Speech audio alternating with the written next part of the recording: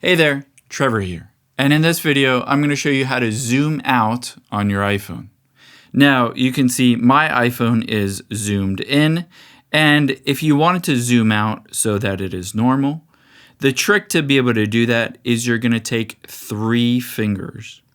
Take your 3 fingers and triple tap on your iPhone screen. 1, 2, 3. You can see it pops up with this menu. I can use the slider at the bottom to zoom in or zoom all the way out.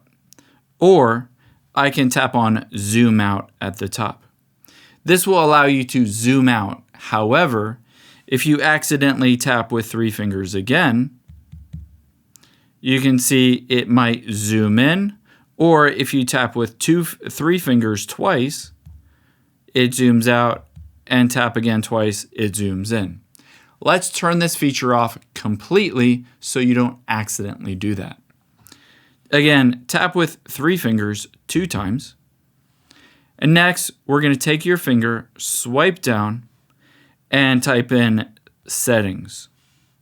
Tap on the Settings app at the top left. On here, let me go back to the beginning. From the beginning of your settings, scroll down, tap on Accessibility. Next, tap on Zoom, that second option.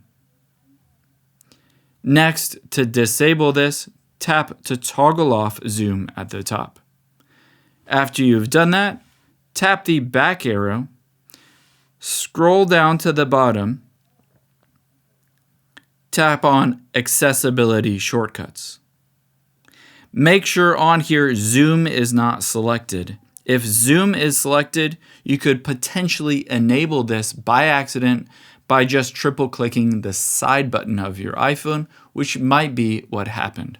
Make sure that Zoom is unchecked and you're good to go.